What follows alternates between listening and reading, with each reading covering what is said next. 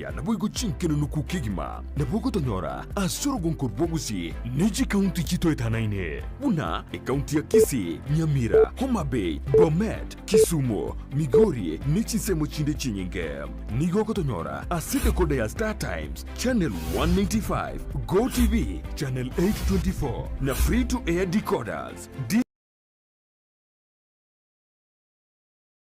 Go onchore irio yao igo ikoye nyore DZTV nigo turine kirenga ekio korentera emerubuli emerunge chinka kichonsi DZTV obwensu vuomogusi.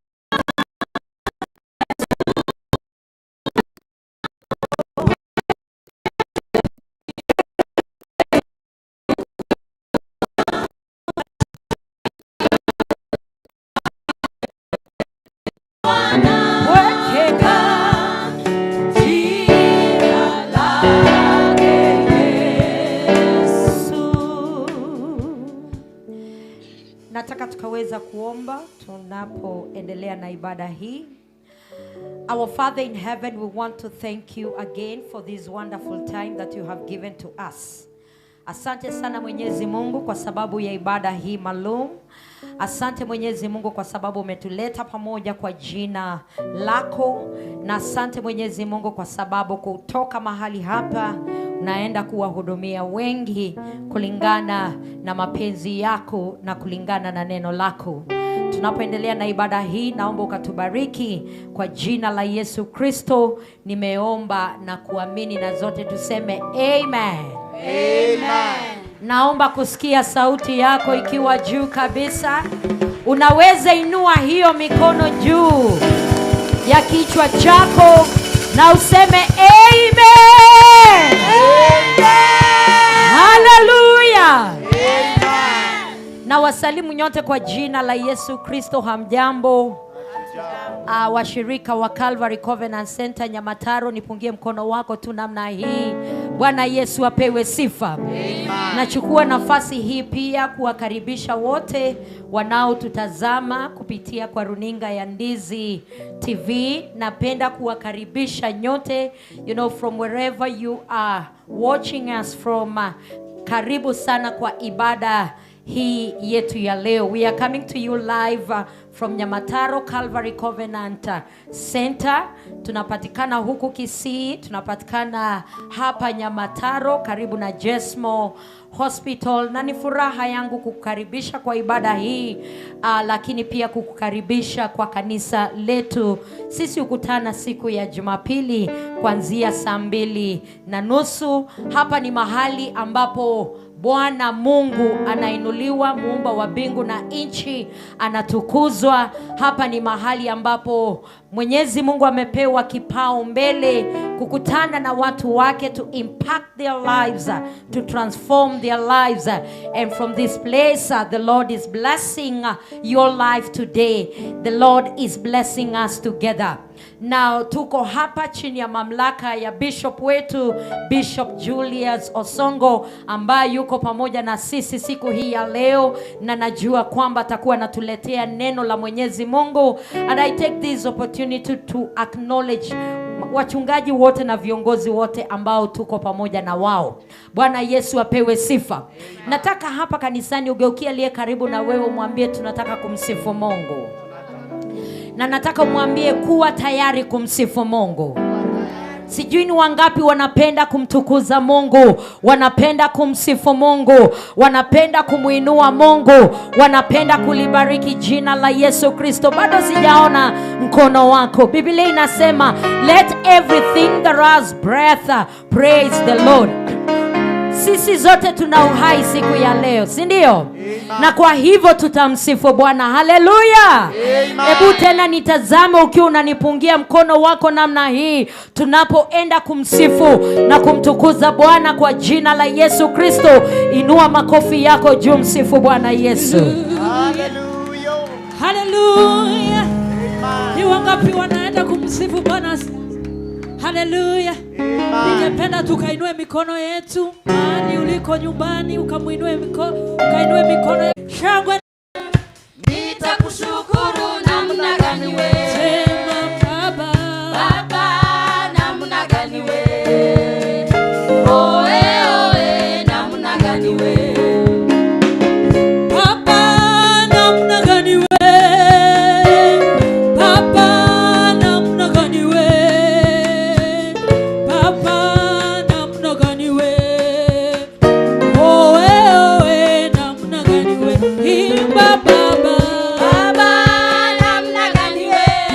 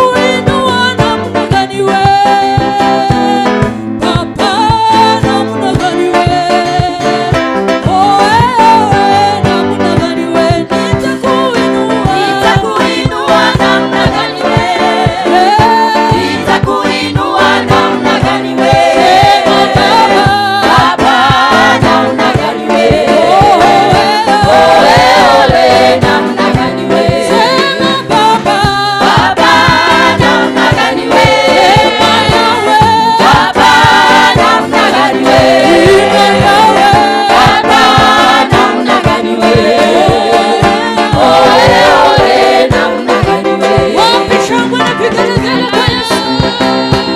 Haya, inua mikono yako juu. Juu sana. Nataka kuona mikono juu. Tunasifu Yesu pamoja. Haya, tunainua Yesu. Inua, inua, inua, inua, inua, inua, inua, inua. Haya, tunabariki, bariki, bariki, bariki, bariki, bariki. Wapi shangwe na vigelegele? Haya, cheza kwa Yesu. Nataka kuona kila mmoja akicheza, maana yeye amekulinda mwaka mzima, tunaenda kumaliza. Haya, cheza.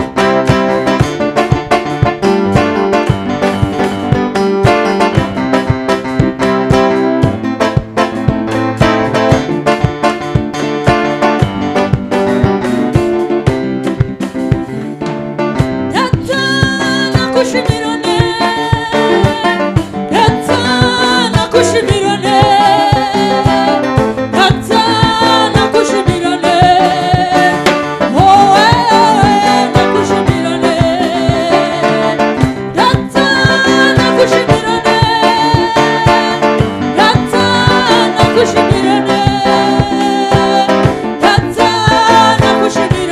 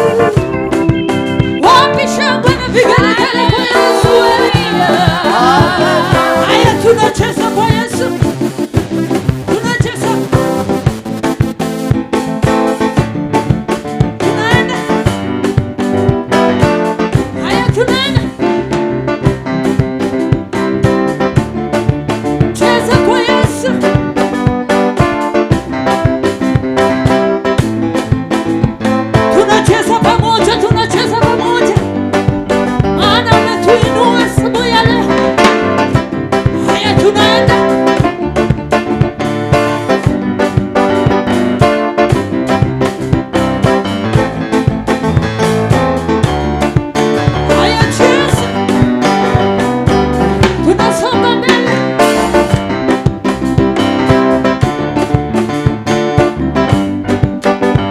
Cheza kwa Yesu.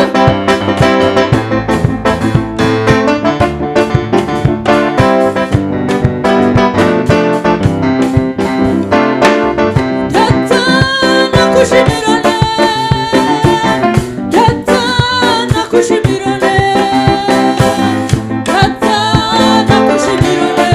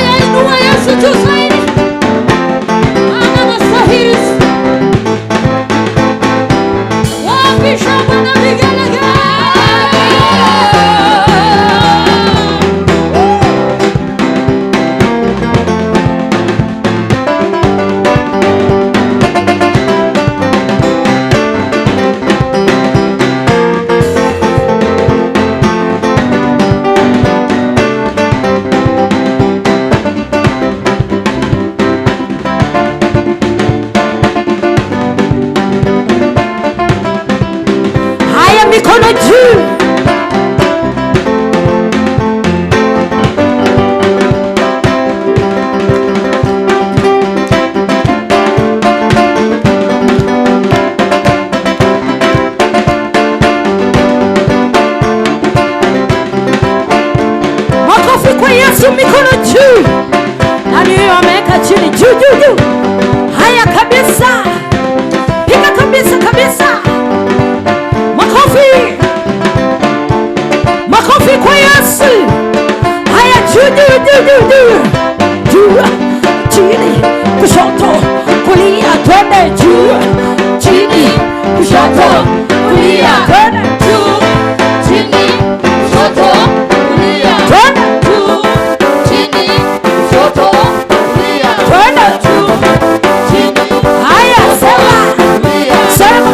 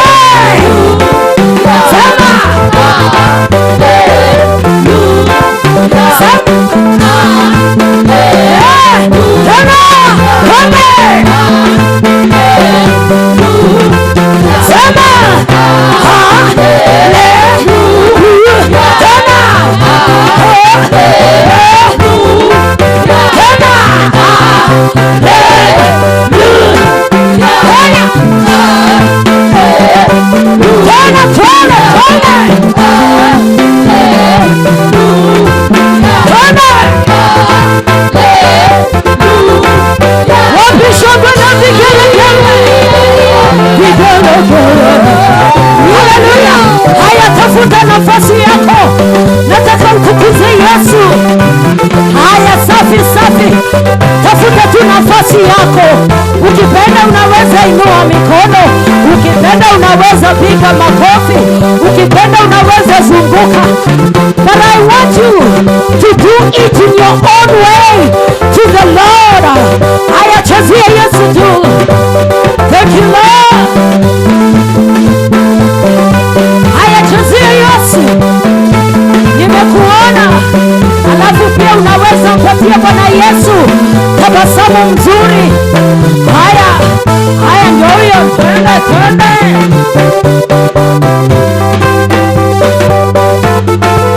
Chezea Yesu.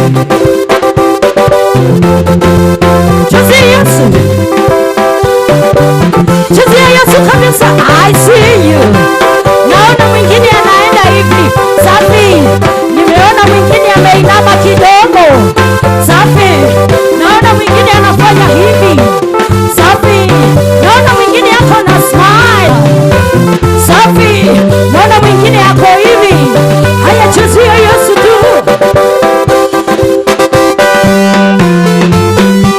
Chezea Yesu.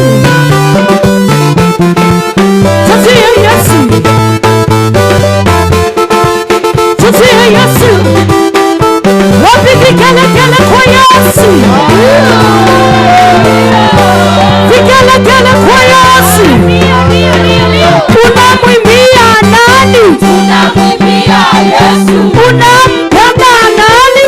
unampenda Yesu, Wamtukuza nani? namtukuza Yesu, Wamuinua nani? namuinua Yesu, Inua Yesu, Inua Yesu, Inua Yesu, Inua Yesu, Inua Yesu, Inua Yesu, Inua Yesu, Inua Yesu, Inua Yesu, Inua Yesu, Inua. Yesu. Haya, inua. Come on.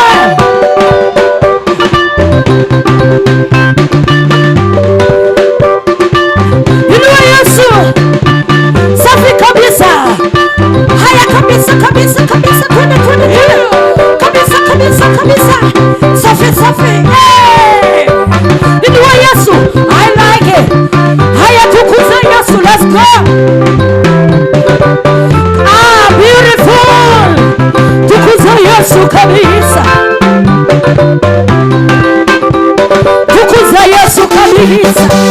Wapishangwe na vigelegele kwa Yesu. Haya, rukia Yesu tuna. Safi. Rukia Yesu. Nani huyo amekuwekea njaa? Mwambie songa kidogo. Nataka kurukia Yesu. Mikono juu. Kitambaa juu. Kofia juu. Hata na hiyo kiti juu. Haya, ruka. I see you.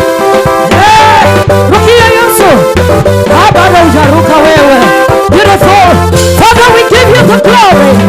Father, we give you the praise. Father, we give you the honor.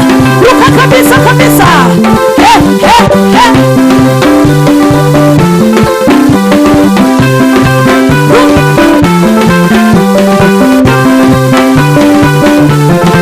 Luka. Haya, haya, rahisi sana tu hivi, hiyo tu, alafu miguu yote mbili tunaenda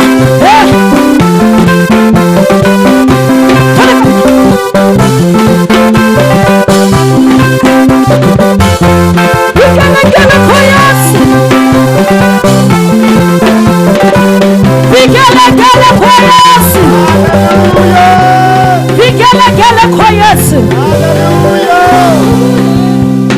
vigelegele kwa Yesu. Haleluya, haleluya.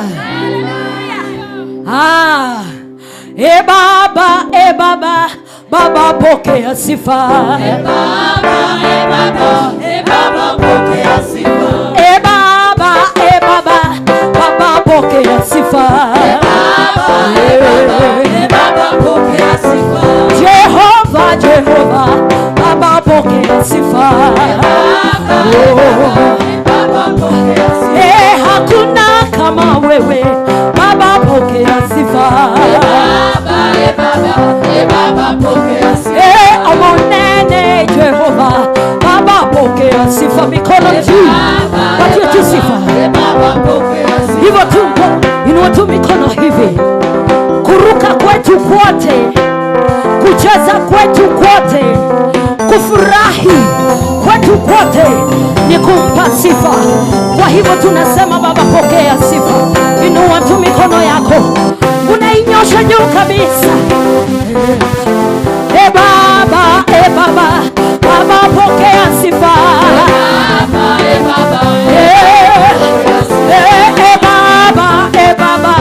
Baba pokea sifa. Hakuna kama wewe, hakuna kama wewe. Baba pokea sifa. Baba pokea sifa. Hakuna kama wewe, hakuna kama wewe. Baba pokea sifa.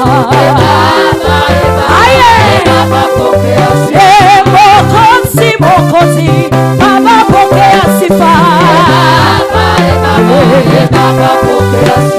Jehova, wewe pokea sifa. Inua mikono, pokea sifa.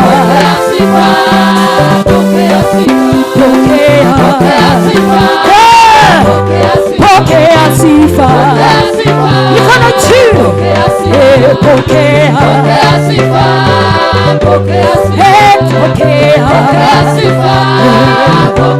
Pokea sifa. Inua mikono.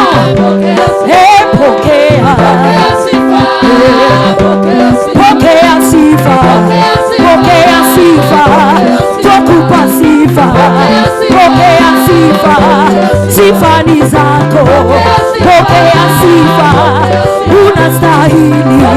Pokea sifa na utukufu. Pokea sifa, heshima yote.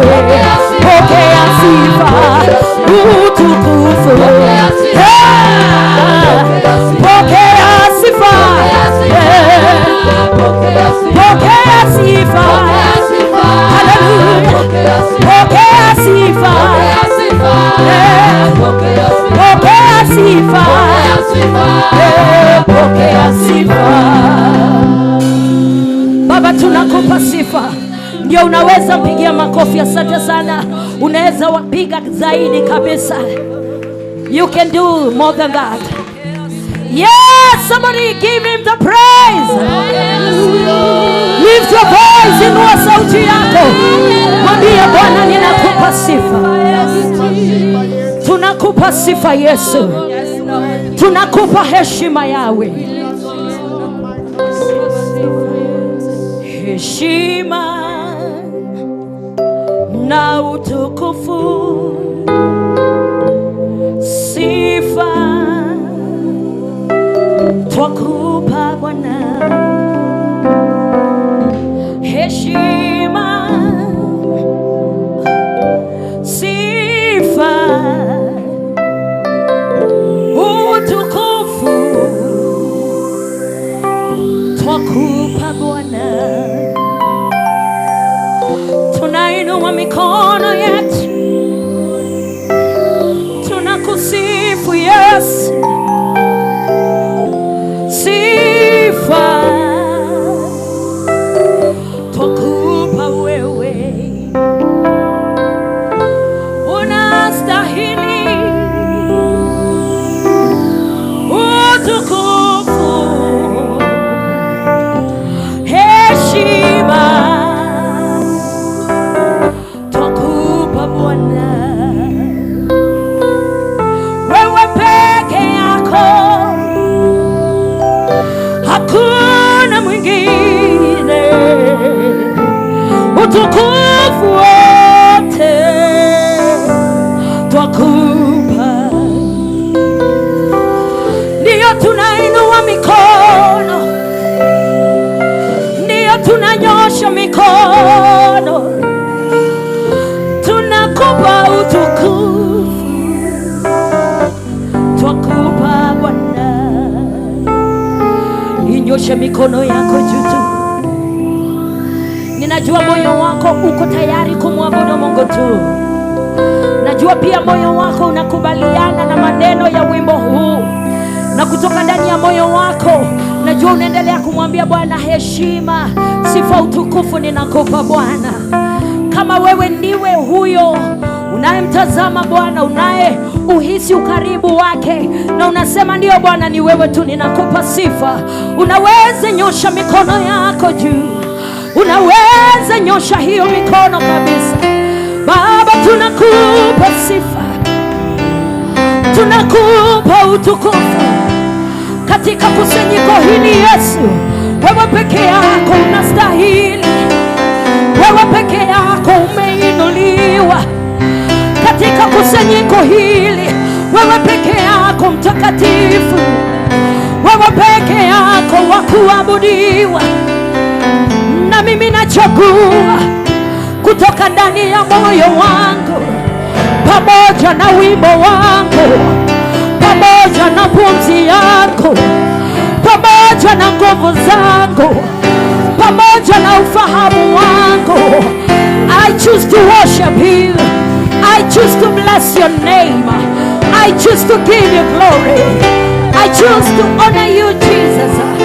You are awesome Lord, hallelujah. No one like you Jesus, I give you the praise, I give you the glory.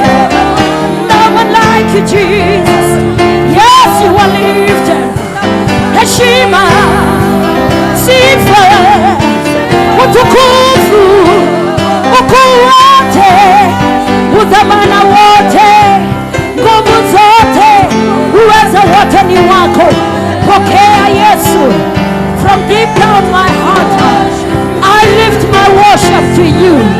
From deep down my heart, I lift my praise to you. From deep down my heart, I lift my song to you. Yeah, I give you the glory.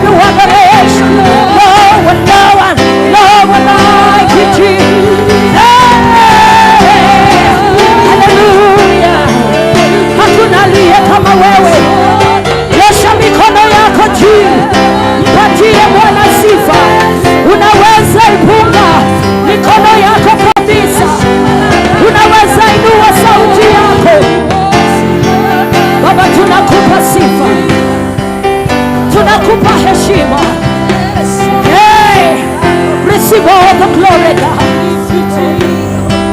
Receive all the honor, Jesus. No one is like unto you, Lord. You are awesome, Lord. You are awesome, Lord. You are awesome, Lord.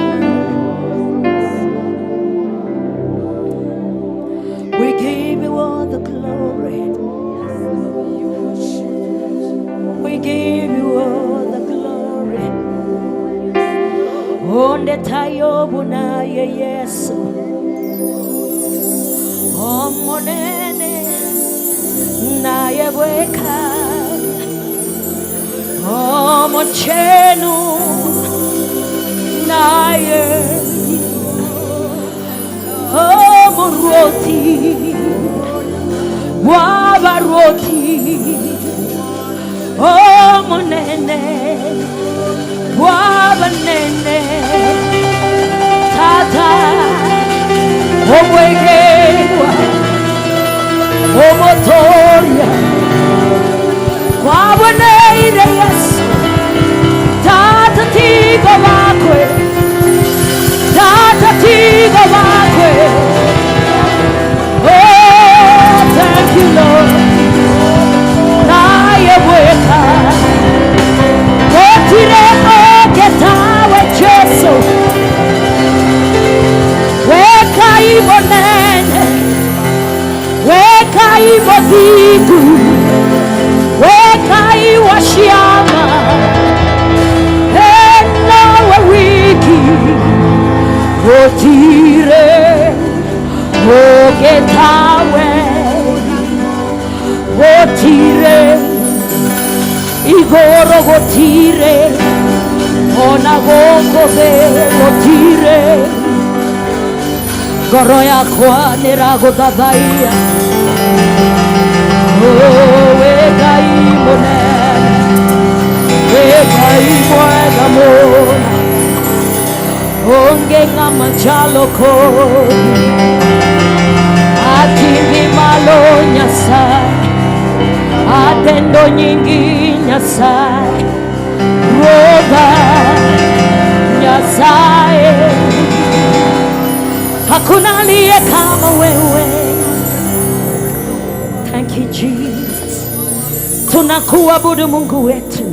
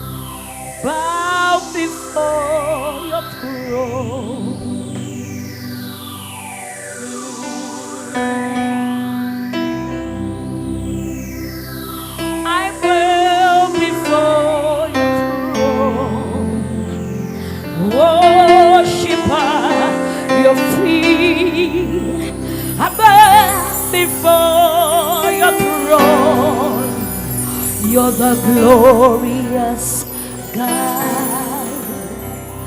Hallelujah. Hallelujah. Yes, Lord. Your throne.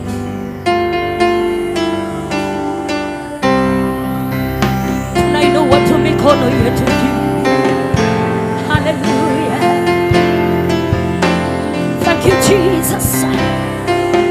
Rekataya tarabo. Hey, you alone, the glorious God, the holy God, the awesome God, the everlasting God, the infinite God, the omnipotent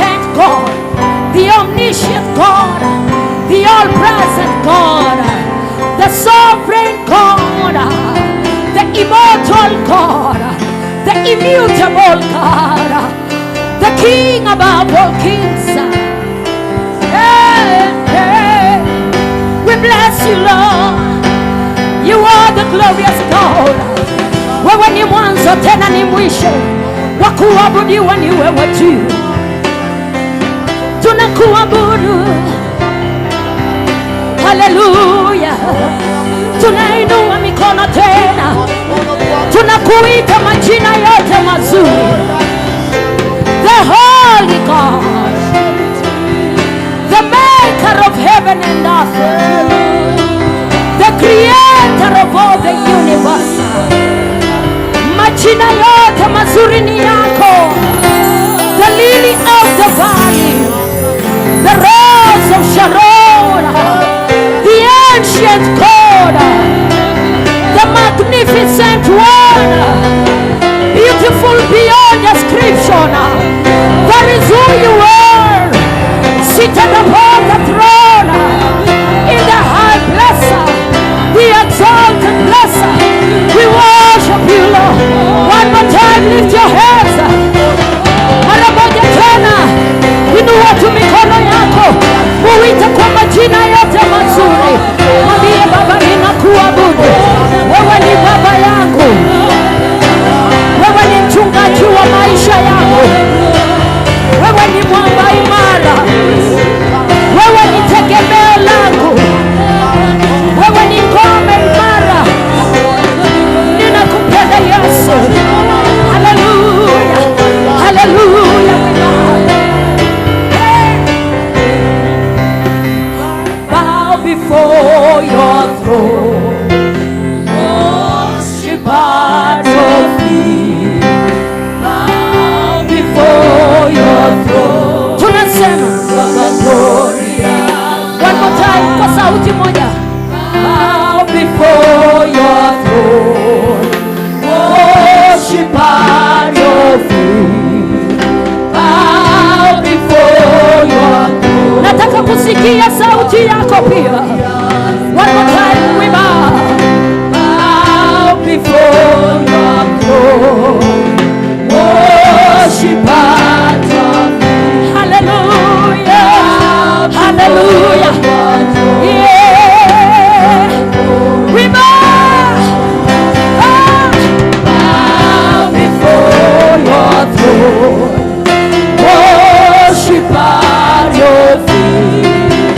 Bow before your throne, your glorious God. Your name is Alpha, Omega.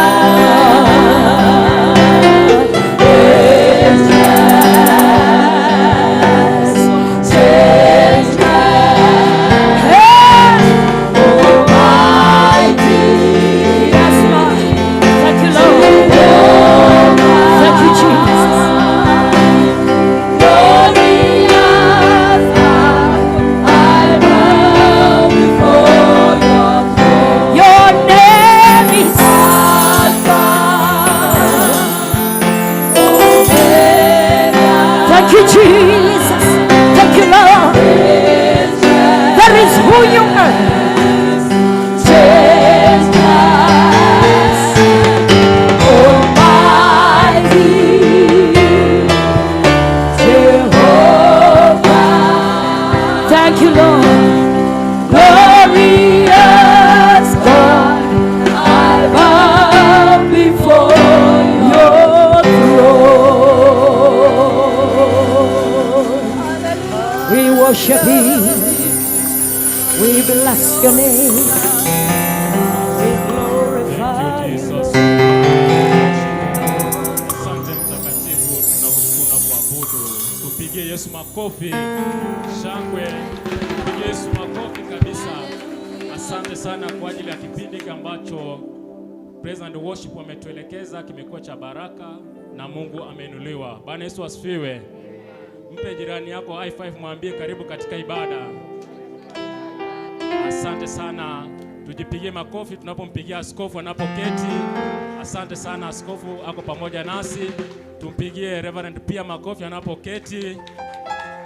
Asante sana, tupigie wachungaji wetu makofi wanapoketi na inakuwa inapendeza. Tupigie praise and worship pia makofi maana wametuleta vizuri wanapoketi na inapendeza. Shangwe. Asante, tujipigie sisi pia makofi tunapoketi tunakuchukua viketi vyetu, inakuwa ya baraka. Asante sana. Karibuni sana katika ibada yetu ya leo ambayo tumeanza na Mungu na amekuwa pamoja nasi, uwepo wa Mungu umekuwa pamoja nasi. Tunawakaribisha sana hata wale ambao wanatutazama kutoka pale nyumbani. Karibu sana hapa Calvary Covenant Center Nyamataro, mahali ambapo uwepo wa Mungu unadumu na nguvu za Mungu zinaonekana. Bwana Yesu asifiwe. So kwa kipindi hiki naenda kukaribisha youths wakuje walete presentation yao kwa haraka sana kwa sababu ya muda.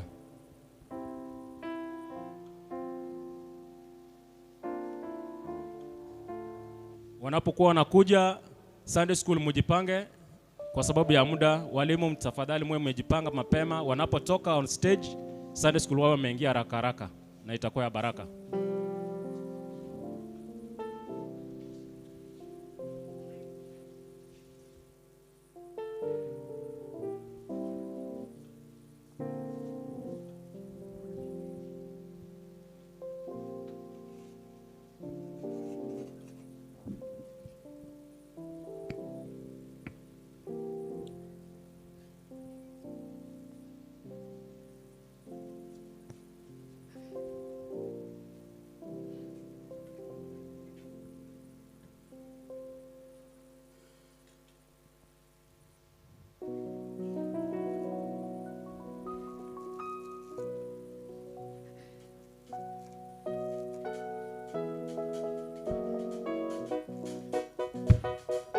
Tupige makofi.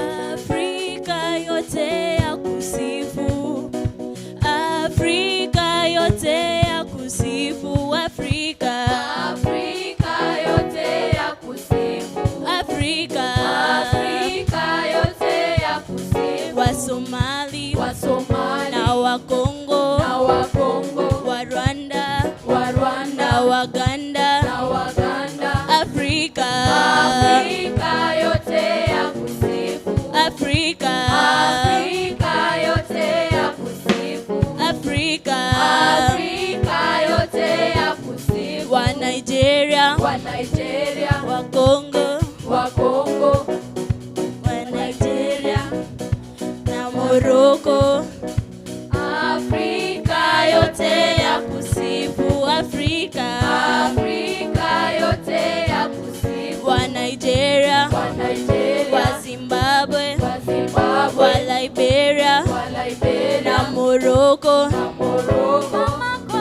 kwa makofi, Na nderemo kwa kucheza, kwa shangwe, kwa makofi, na nderemo kwa kucheza, na shangwe, kwa makofi, na nderemo kwa kucheza, kwa shangwe. hapa Kenya, Yesu twakusifu, hapa Kenya, Hapa Kenya Yesu twakusifu, hapa Kenya, hapa Kenya Yesu twakusifu, hapa Kenya, hapa Kenya Yesu twakusifu, Wakikuyu, Wakikuyu, Wakamba, Wakamba, Wajaluo, Wajaluo na Waluya, na Waluya. hapa Kenya, Hapa Kenya Yesu twakusifu, hapa Kenya, hapa Kenya Yesu twakusifu, hapa Kenya, hapa Kenya Yesu twakusifu, Wamasai, Wamasai, Wameru, Wameru, Wapokomo, Wapokomo, Mijikenda, kwa makofi, na nderemo kwa kucheza, kwa shangwe, kwa makofi, na nderemo kwa kucheza, na shangwe, kwa makofi, na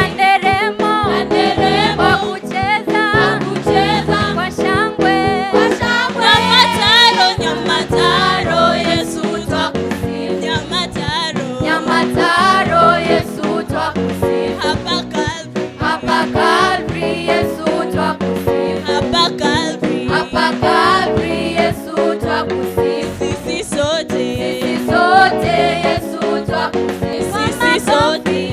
Sote Yesu twakusifu. Kwa makofi. Kwa makofi. Na nderemo. Na nderemo. Kwa kucheza. Kwa kucheza. Kwa shangwe. Kwa shangwe. Kwa makofi. Na nderemo. Na nderemo. Kwa kucheza. Kwa kucheza. Kwa shangwe. Kwa shangwe. Na nderemo. Na nderemo. Kwa kucheza. Kwa kucheza. Kwa shangwe. Kwa shangwe.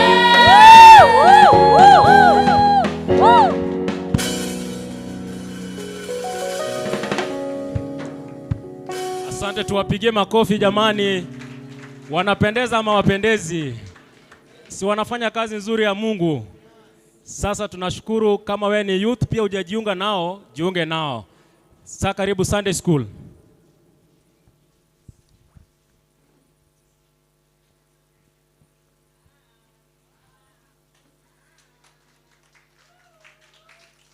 Tupige makofi.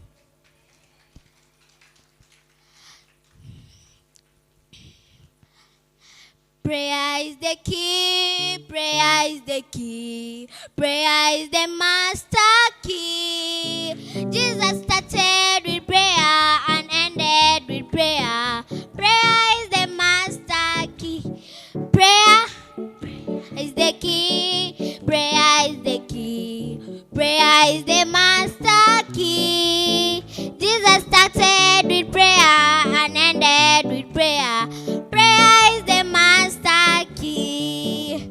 Maombi ni funguo, maombi ni funguo, maombi ni funguo kuu.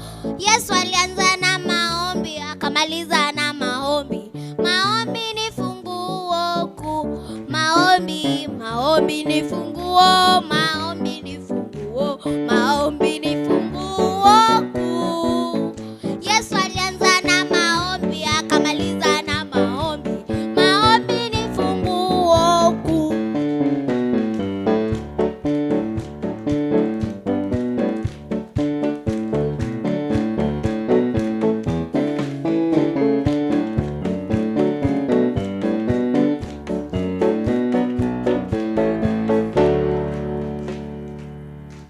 Amenitendea, oh amenitendea, huyu Yesu, huyu Yesu amenitendea, oh amenitendea, huyu Yesu, huyu Yesu. He has done it for me. Oh, he has done it for me. Oh, Jesus. Oh, Jesus. He has done it for me. Oh, he has done it for me. Oh, Jesus. Oh, Jesus.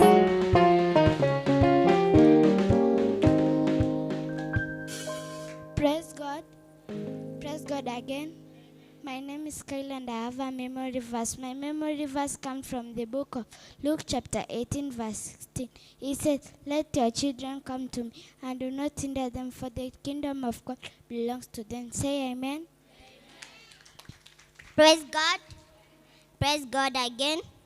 My name is Angel and I have a memory verse. My memory verse comes from the book of Matthew chapter 61 verse 31. It says, "Seek first the kingdom of God and all things should be added to you." Say amen.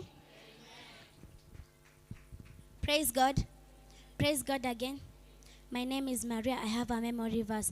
My memory verse comes from the book of Isaiah chapter 9 verse 7. It says, "To us a child is born, and a son is given, and the government shall be upon his shoulder.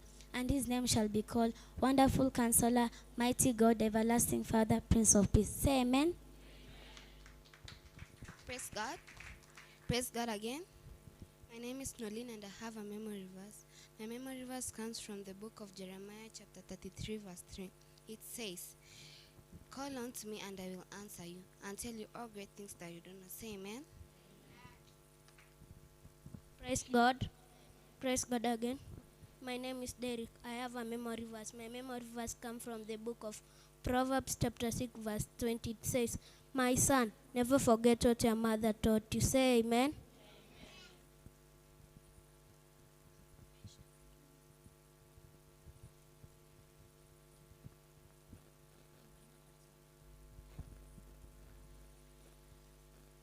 Who was the final say?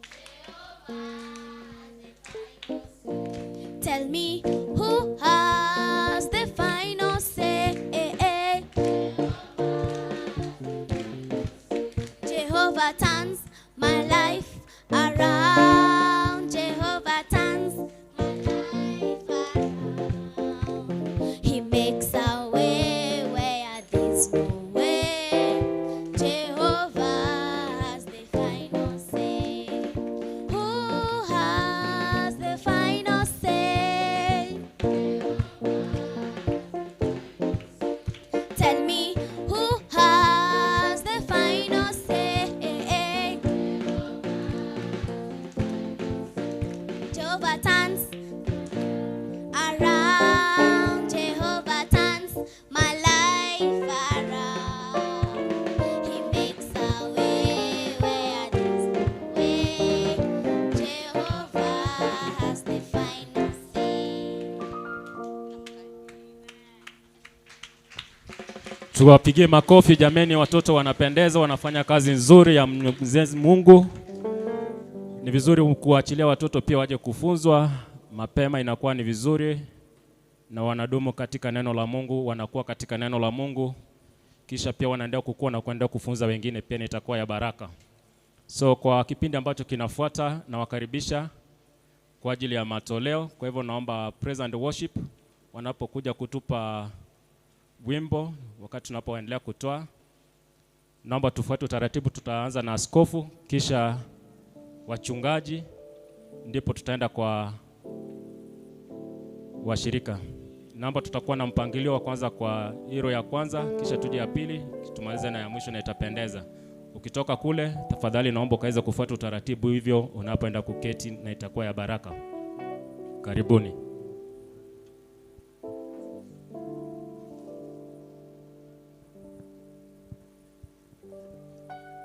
Vizazi hadi vizazi vya kufahamu wewe, uliye Mungu wa kale na uliye Mungu wa leo.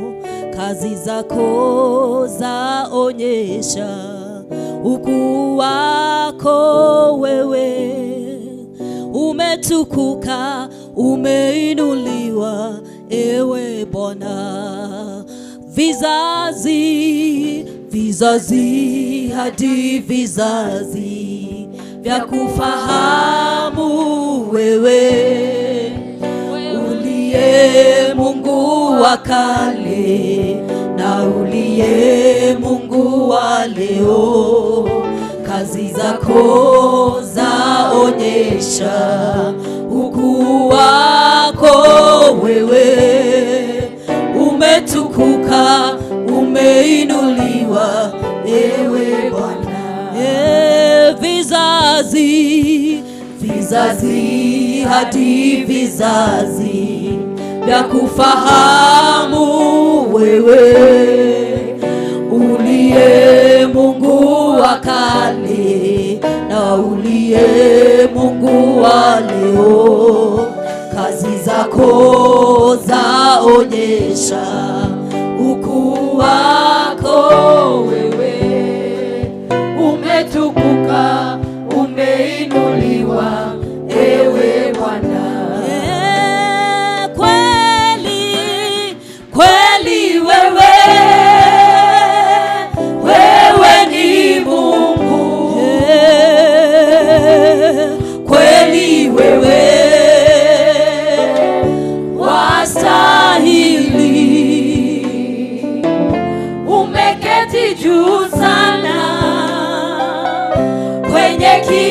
cha enzi, umejivika utukufu. Wewe ni Mungu. Yeah, kweli wewe, kweli wewe, wewe ni Mungu. Kweli wewe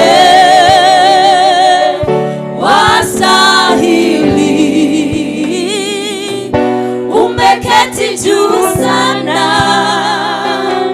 kwenye kiti cha enzi, umejivika utukufu. Wewe ni Mungu. Twaimba ni kweli wewe, wewe ni Mungu. Kweli wewe, kweli wewe wastahili, umeketi Bwana, umeketi juu sana kwenye kiti cha enzi, umejitwika utukufu. Wewe ni Mungu. Tunaweza simama wote tunapoimba pale. Kweli wewe, wewe ni Mungu. Kweli wewe wastahili. Inua mikono yako juu, sema mara ya mwisho. Umeketi juu sana kwenye kiti cha enzi, umejivika utukufu. Wewe ni Mungu. Tuombe pamoja. Tusabamo. Our loving Savior, in the name of Jesus, Yesu. we want to bless your holy name. Thank you for this day that you have given us, Lord, even to be in your presence. We pray for a supernatural blessing upon our lives. Thank you for this service, our Lord. We pray that you bless everyone that came, and we pronounce your blessing upon everyone that is watching this program. Father, as we give our offerings this morning, we pray that they are received before you. We present them to you, our Father and our God. Receive our gifts and our sacrifices today. At your altar, Lord, your servants are standing. Men and women that have come to serve you with their tithes. Father, I pray that you bless them.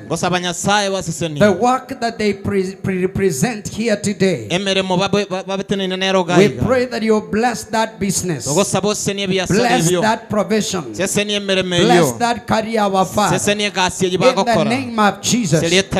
According to your word, we pray that the windows of heaven are open.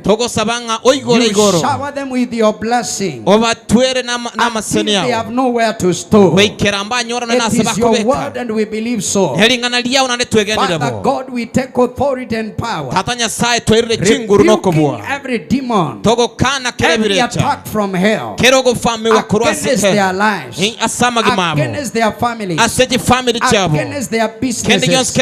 Oh, we rebuke the devourer in the name of Jesus. We pray that heaven is open. We pray that you bless your people. We pray that the grace is sufficient. Father, we pray for the grace of money. Lord, we pray for the grace of money. Such a time as now, we pronounce supernatural provision to everyone that is listening, our Father. Meet the needs of your people in the name of Jesus. Father, as we work hard even in our works, in whatever our hands find to do, we pray for your blessing. And so by the authority of your word, we pray against poverty, that Lord, you're blessing our work. Poverty is not our portion. that your blessing is upon us. Over this season of December, the festive season, our Father, we pray for every household, particularly the household of faith, and those that are listening and watching us. We pray that, dear Lord, you do a miracle even over their lives, to the glory of your name. Bless your people and establish us financially and economically to the glory of your name. We pray in Jesus' name. And all the people said a good amen. Amen. God bless you. The Lord Almighty bless you. The King of glory shine his face over you. The Lord meet your needs. The Lord minister life to you. May you encounter heaven in Jesus' name. Amen. Amen. As I allowed you to sit down, as we rush against time, I want to take this earliest opportunity again to welcome each and every one of us that has attended this service today. Every one of us that is here physically, please feel welcome. And those who are watching us on Indisi TV and from the social media channels, we welcome you. I'm Bishop Julius Osongo, a minister in Calvary Covenant Center at Nyamataro.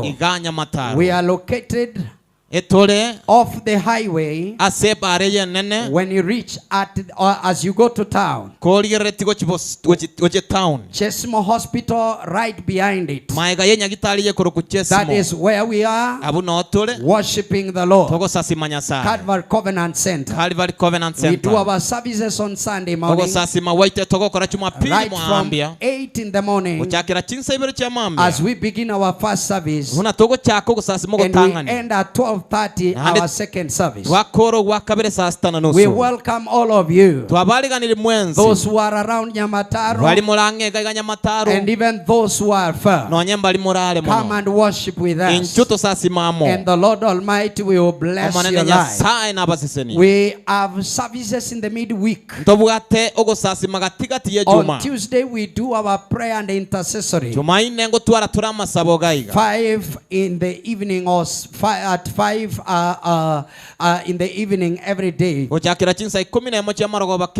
do our prayers, and then on a Wednesday I am in the office. We meet one-on-one. We call it a divine encounter, where we do our deliverances, where we do our counseling and guidance. Feel free to reach on us, and the Lord will bless you. It is important for you to know that we have fellowships all over here. We have a fellowship that is called Galilee, that comes from Buchura, and they meet every Wednesday. We have a fellowship called Bereans. They meet every Wednesday at 9 in the morning. Those are people who come from around Nyamataro, Nyabururu. We have the fellowship we call Bethlehem that comes from Kanunda. If you happen to be watching us from Kanunda, please welcome into our fellowship. And the Lord will bless us together. It's a good privilege to share with us God's word today. Please, I want to ask that you turn with me to the book of Philippians chapter number 3. Philippians chapter number 3. Philippians is in the New Testament after the book of Ephesians, before the book of Colossians. We are zeroing in, we are starting reading from verse number 12, and we will read verse verse number 13 and then 14. I'm convinced in my heart that God is going to bless your life. I want to speak to us today on a sermon that I've entitled Finishing Well. Finishing well. Chapter 3 of Philippians, chapter number 3 and verse number 12, 13 and 14. Not as though I had already attained, either were already perfect. Perfect. But I follow after. If that I may apprehend that for which also I am apprehended of Christ Jesus. Verse number 13 says, brethren, I count not myself to have apprehended. But this one thing I do, forgetting those things which are behind, and reaching forth for those things which are before. I press toward the mark for the prize of the high calling of God in Christ Jesus.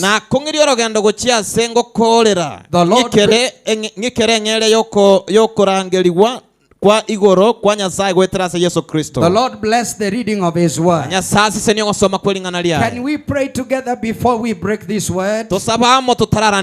Our loving Father, in Jesus' name, we praise your name and we honor you.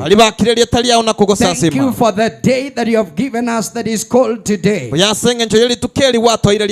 you, Lord, for the privilege even to share the word on air. We pray that you bless everyone that is in attendance. We pray that you minister to those that are watching us from home and from far. By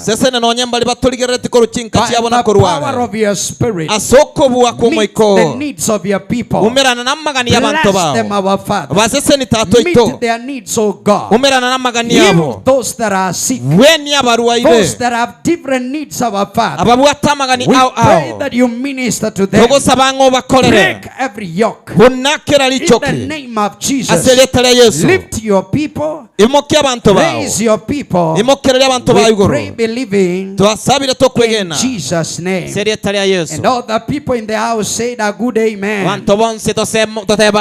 Now, I want to talk to us on finishing well. I'm not only looking at the end of the year, but I'm basically also looking at how you end your journey in this life. How would you end this journey of your life? Wherever you are watching from, we all know how life has gone, how even the cost of life has gone. Relationships, even in our families, we know what is happening. And this is what I want to share with us today. Is there a possibility that you can end well? The way things are in our lives, the way things are happening in our nation, the way things are happening in our families, is there a possibility for you to end well? When you check and examine yourself, I don't know what your answer will be, but we come to the house of God. We want to hear what God says to us. When you want to learn success, you learn from those who have succeeded more than you, those who have gone ahead. We learn success from models who have succeeded, people that we consider to have succeeded, those who we can copy. Those who we look to and we are encouraged. Last week I ministered, I gave a sermon that I called Why Do We Get Defeated? And it keeps on encouraging me. We looked at it from the book of Psalms chapter 78 verse number 9, 10 and 11. Where the Bible gave us a testimony of the children of Ephraim who were the sons of the children of Joseph. Joseph the son of Isaac.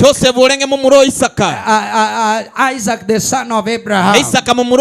And we all know as readers of the Bible that those that were born in the lineage of Abraham, they were children of the promise. God had given them a promise that he was going to give them victory.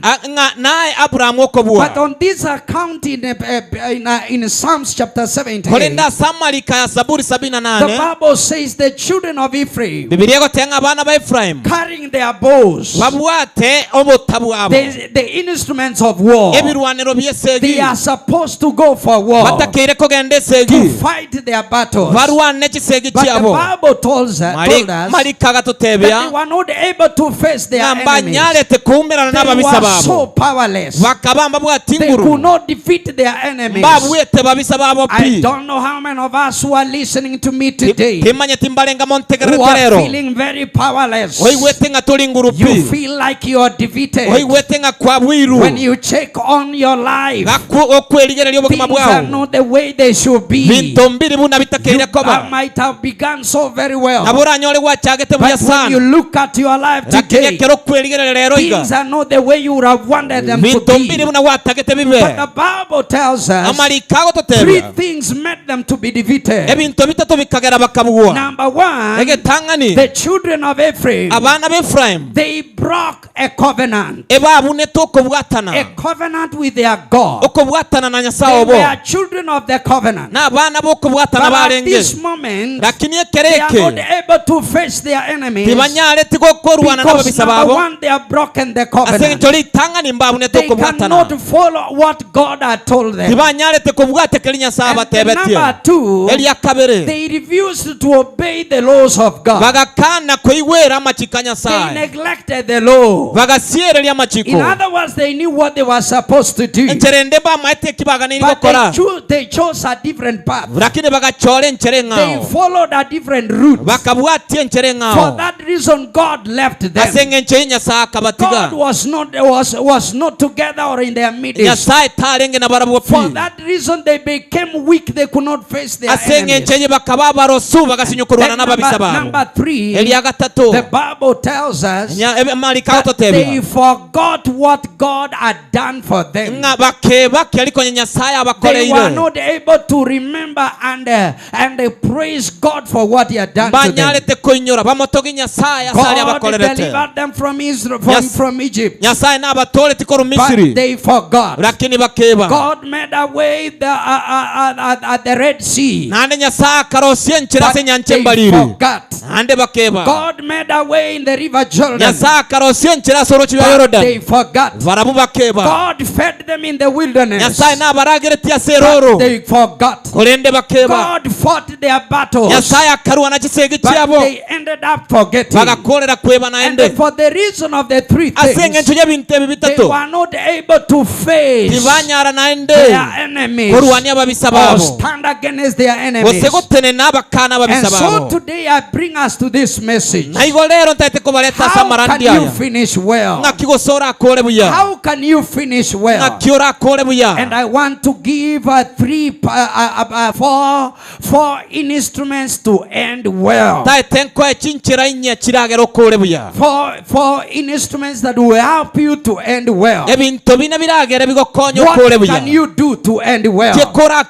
You have the three things that made them to be defeated by their enemies. They were not able to face life. They lived under threats and defeats. Their dreams were shattered. People that were supposed to be winners.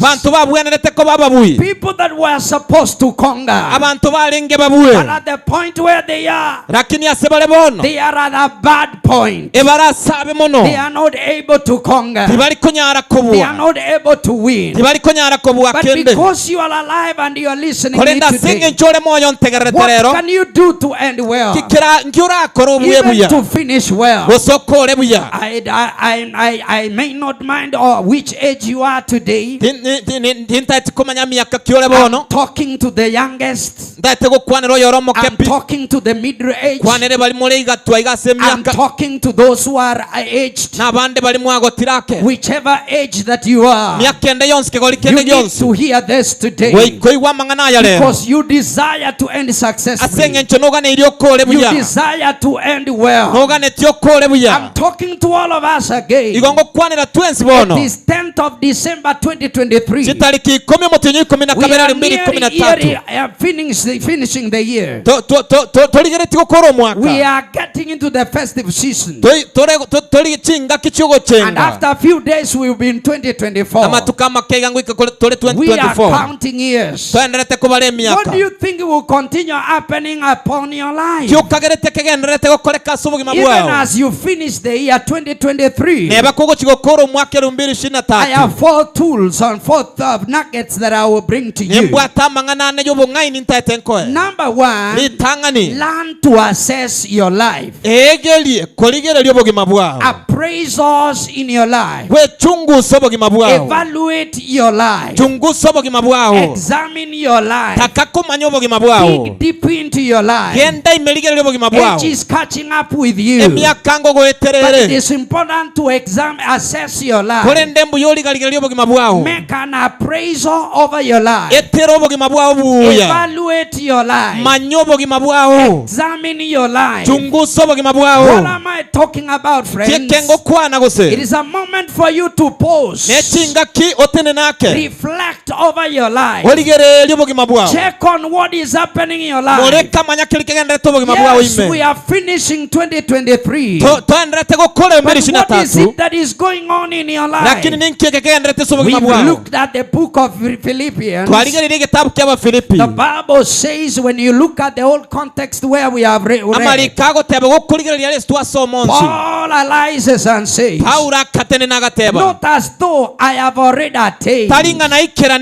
Then he starts evaluating his life, assessing what is happening in his life, checking on what is happening in his life. A man of God, preaching the gospel, delivering people, telling people about the truth that is in the word of God. But he is here assessing his life. He is using this tool to look at where he has come from, where he is, and where he is going. I know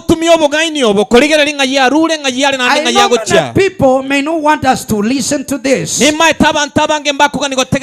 things are not the way you want them to be. You might have begun so very well, and today when you assess and look into your life, things are not the way they should be. But I want you to listen to me, and listen to me well.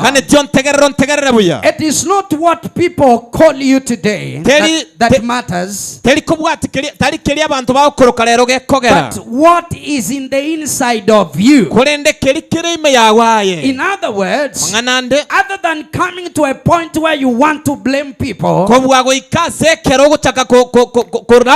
it is important to check on what is happening in the inside of you. Call yourself to a meeting. Look into yourself. Evaluate your life. Evaluate your family. Evaluate your business.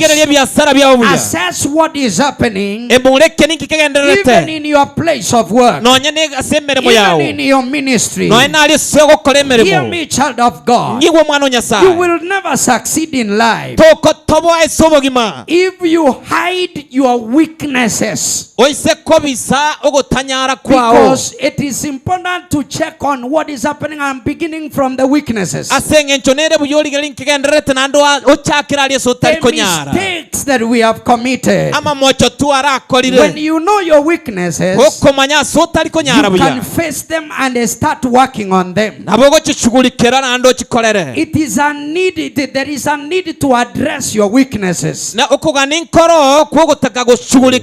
am I saying this today? We have all committed mistakes in one way or another. We have been overcome by the things that are negative upon our lives. Things that have happened to us that sometimes you may not want people to know. Or when people knew about it, they pinned you down. Many people are backslidden. They have left the house of God because when they faced they encountered their weaknesses. They were not able to understand. They were not able to know how to deal with their weaknesses and their weaknesses. In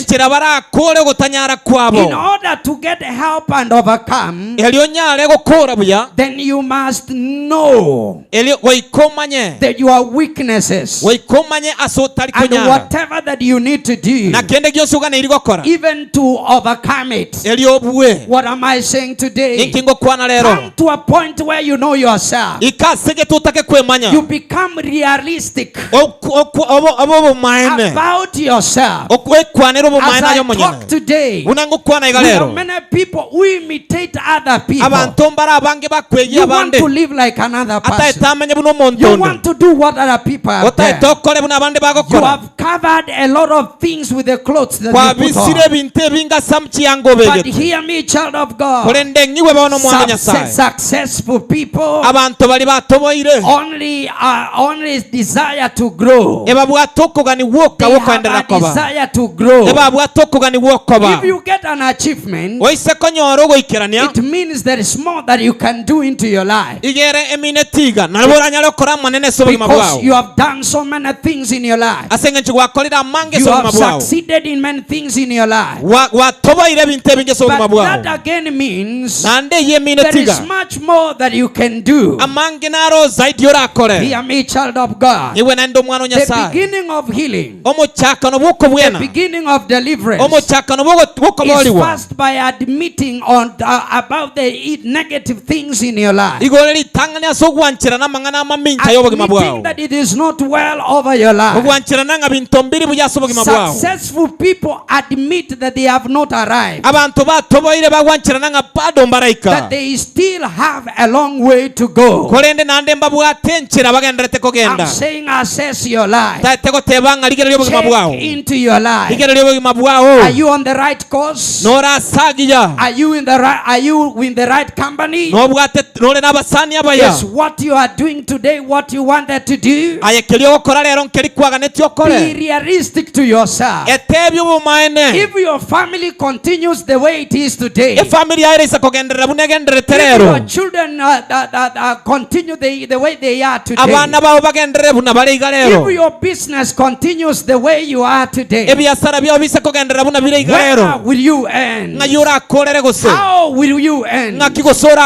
It is important to be open to yourself, sincere to yourself. We are finishing 2023.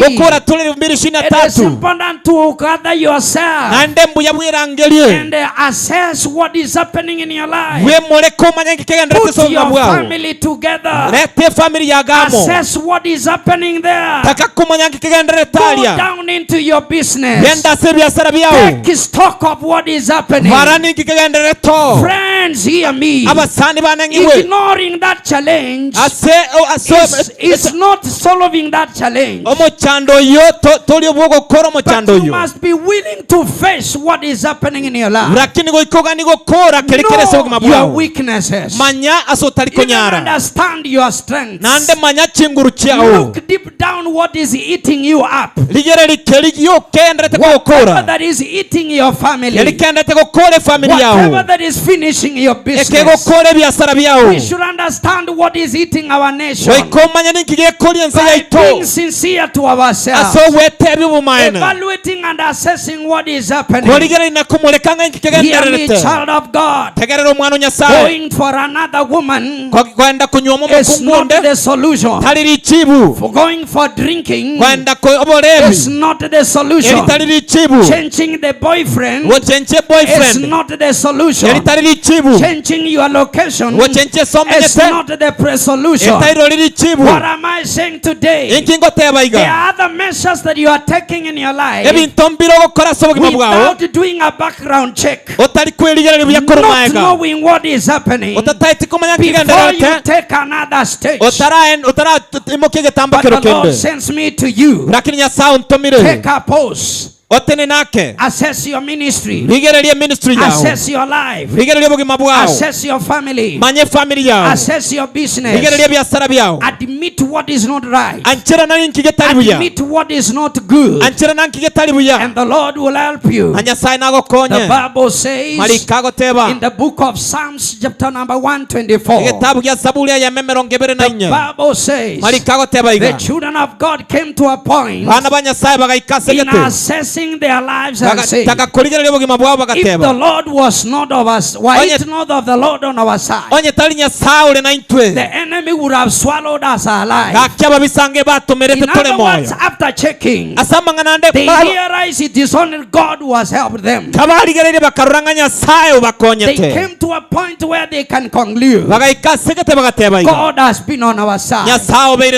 God has fought our battles. God has helped us. I want to tell you that is watching and listening to me today. It is only by being true to yourself and speaking to your God and allowing God to help you. The children of Israel, after going some time, in 1 Samuel chapter number 7 and verse number 12, they came to a point and they said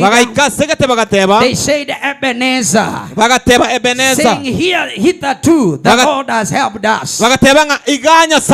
They looked into their lives. Actually, it means this far the Lord has helped us. In other words, they were checking on what was happening to their lives. Very few people can take a pause and look into what is happening into their lives. That is why Paul is saying, I don't count myself to be perfect, but I follow after, if that I may apprehend, for which also apprehended in Christ Jesus. He checks onto his life, even in his ministry. He wants to see how far God has brought him. Friends, as I move from that point, check into your life. Maybe if you took a pause, the Spirit of God will redirect you. God will minister to your life. God will speak to you what you need to do. But my point number 2, or the nugget number 2, or the tool number 2 that you can use to end well, is forget your past failures. Forget your past failures. In other words, deal with your past. That your past can release you. Make peace with your past. By dealing with your past. I talk to us and every one of us of our thinking past. And every one of us have our history. But I come to tell us today, don't allow your present to be eliminated by your past.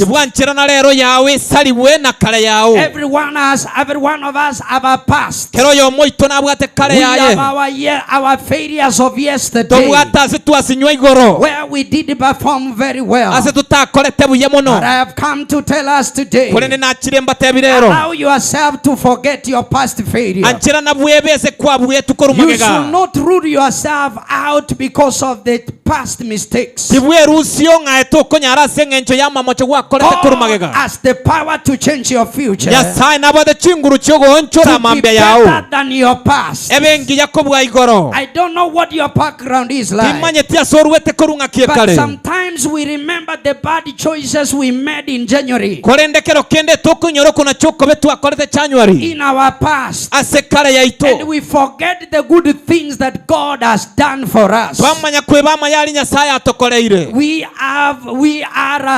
are attached to the past than the future. Etwanchete kwebwatani na kare ko bwamambia. Every one of us have arrived where we are today. Kero yo moito ikiranire gabu ya lero. Through the history that we have. Wetero mugano tubwate. So every one of us has a history. Kero yo moito no bwato mugano. And our histories are all different. Nemegano ya ito yere ao. Everyone has their own story to tell about their yesterday. Kero yo mona bwato mugano yarago tebigoro ya igoro ya. About what happened in the past, the yesteryears. Kikia moberete miaka kete ya etire. What happened in January? Kikia moberete January. What happened in the month of June? Wasengi kia moberete motenyo sita. What bad things that have happened to them? Binto kia ebibebi abakore kaneire. But the bad things sometimes make us forget the good things that God has done for us. Lakini bilie bibekero kende bigo tokora tueba bilie bya Nyasaye tokoleire. Your history doesn't matter. Mogano tori tobwati kende. The only thing that matters egento gioka kebwato chinguru is the story of Jesus. No mogano Yesu. The story that Jesus has about your life. Abangana ali Yesu abwate goro yobugima bwawo. Can I repeat that again? Irolera mangana inainde. Your story doesn't matter. Mogano tobwati nguru chinde. But the story of Jesus about your life. Lakini amangana Yesu goro yobugima bwawo. It makes all the difference. Na rakoleta etobauti. I have come to appeal to you today. Ena chiremba tebiga lero. Forgive yourself. Avera ayo monyene. Release yourself. Avere. Allow your yesterday to release you. Anchaigoro yawe go so that you can go to your future. Elio minyo kogende boso yawo. Praise the name of the Lord. Yetalia bwa I don't know how many are listening to me. Can I Balenga see by show of hands?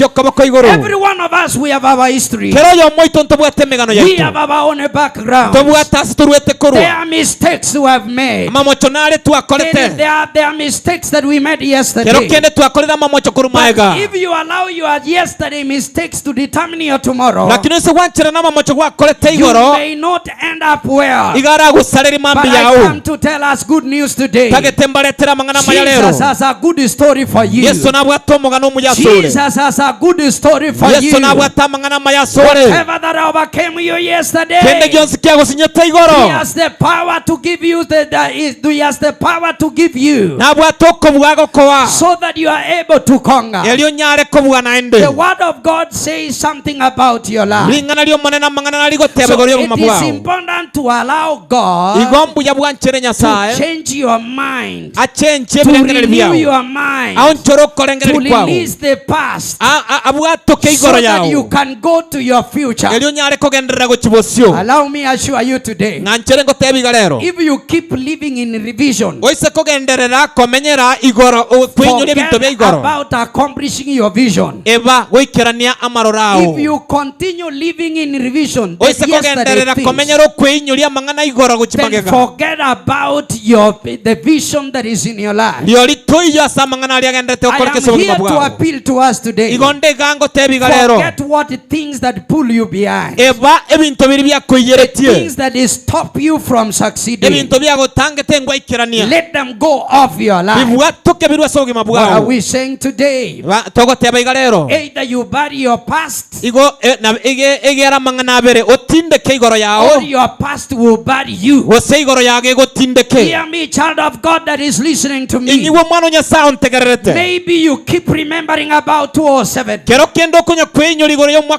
and it is like yesterday. But I am coming to you in the name of the Lord.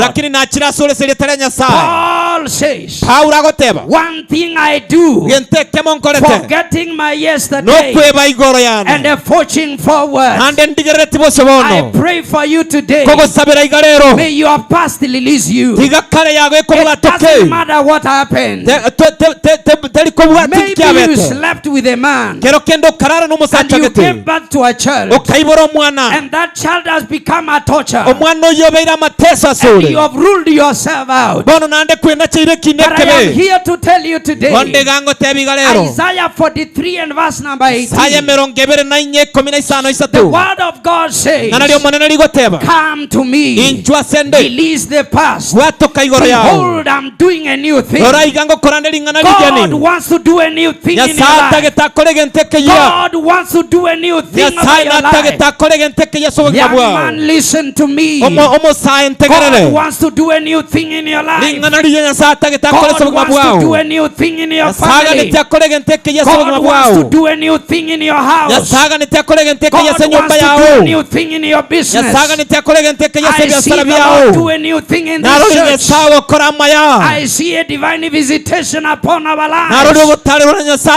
I want to shake out every past history and look upon God, the author and the finisher even of our faith. I want to announce to you by God's word, your life can change. Your life can be new. Your family can change. I come to you in the name of the Lord. Your life can change. Your family can change. You can rise again. You can stand again. We are finishing 2023. Maybe it has not been a good year for you, but I come to you in the name of the Lord. God is doing a new thing. A new thing over your life. And Isaiah says, open your eyes and see. See what the Lord is doing. As we finish this year today, this month, I pray that God will do the new thing over your life. A new thing over your life. May there be a shift over your life. A shift in your family. A shift in your finances. A shift in your business. I declare a new thing over your life. But the Bible says you must release your past. You must change your life. You must allow the new life happen over your life. Jesus said you cannot put a new wine in an old skin.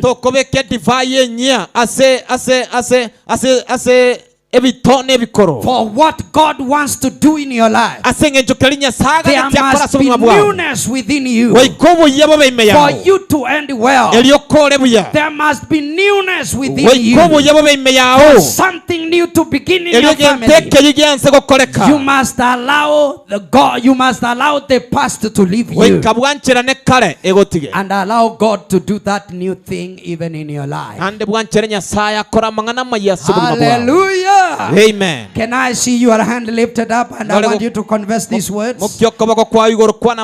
Can you say louder in English? Say, oh God, oh God, I desire a new thing, even in my life. And what will they say in Swahili? E Mungu, natamani mambo mapya kwa maisha yangu. Hebu sema hivyo nisikie. Kwa Kikisi tutasema namna gani? Nyasaye nganetie amangana maya asobogi mabwana. Can I hear you shout that loud and clear? But now underline this statement. If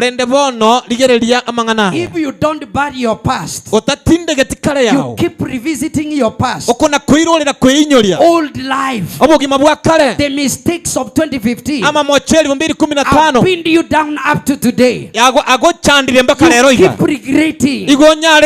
You keep regretting about what you did. Release yourself. Allow Christ into your life. able to begin that new thing. Akonyara gochaka Even over your life.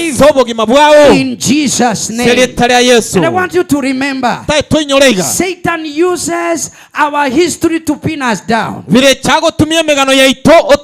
It reminds you what you did when you were a girl. And you are at 45 today. And those things happened 20 years ago. You are not able to progress because of a mistake of 20 years ago. Hear me, child of God. That wicked past must release you. I command that spirit of your life. In the name of Jesus Christ. Be a new creature in Christ Jesus. The Bible says 2 Corinthians chapter 5 and verse number 17. When a man is in Christ Jesus, he becomes a new creation. Behold, all the past is gone. And all things, Bible says all things have become new. So Jesus helps you to make things new.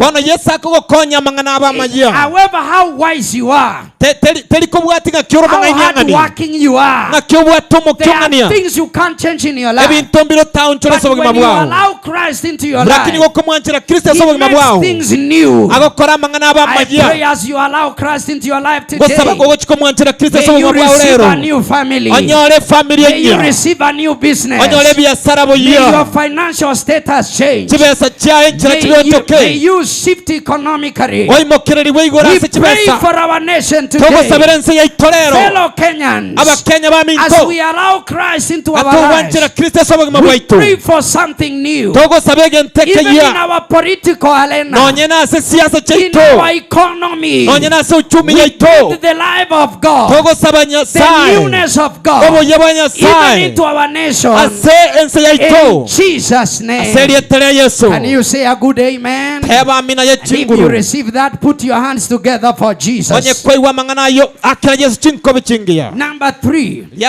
Number 1, I have said, assess your life. Take stock of your life. Number 2, we are saying, forget your past failures. Release yourself from the past. And then number 3, focus on your vision. Where were you going? What did you want to do? What did you want to accomplish? You had a vision. Before whatever happened. You knew where you were going. If you forget the past and leave it at that, it is not enough of your goals to reach. Be bold enough. Remember, you don't reach your goals by your power. It is by the grace of God. The book of Zechariah chapter number 4 and verse number 6. The Bible says clearly, it is not by power. It is not by your strength. It is not by your wisdom. It is by the Spirit of God. Hear me, child of God. Focus on your dream. Focus on your vision. You started on very well. You knew what you wanted to do. You knew where you wanted to go. It doesn't matter how many times you have fallen. But I want to remind you today, the Bible says in Proverbs chapter number 24 and the verse number 16, a righteous man may fall 7 times, but the scripture is clear that he will stand. I come to you in the name of the Lord. It doesn't matter what happened. Focus on your vision. Very soon you will arrive there. It doesn't matter how many times you have fallen. Arise, don't stay down there. Arise and let's continue. You can achieve your dream. You can accomplish your dream. You can complete that house. You can complete that project. when you trust upon God, not by mighty nor by power, but by the Spirit of God, can I prophesy over your life? It doesn't matter what has happened to you. Your future, your tomorrow is better than your today. I declare by the power of God that you shall arrive, you shall accomplish that which God has ordained you to accomplish. So focus on your dream. Don't be distracted. You are a believer because things became wrong. You fell and went away. God is saying, come back to me. Come back to me, my child. Come back to the way. You will accomplish that which God ordained you to accomplish. Because it is not by power, it is not by your own might, but by the Spirit of God. And my last point, make a resolve. Or resolve not to settle on less. Can I say that again? Resolve not to settle on less. Whatever that may happen, resolve, be determined, decide in yourself that you will not settle at less. You are not going to settle at less. You began, you will finish. You started, you will finish. The Bible says, Philippians, wherever you are, let us pray together with you. Say this to me. Lord Jesus, I am a sinner, but today I come to you. I give my life to you. I refuse the devil to you. In Jesus' name. Allow me pray with you. Thank you for those who have been watching us. Lord, we speak a blessing over them. In the name of Jesus, we break that curse. In the name of Jesus, we declare in the name of Jesus. And all people say that good amen. Please lift up your to Jesus as I welcome the worship team song as we exit in Jesus' name. The Lord bless you. The Lord bless you in Jesus' name.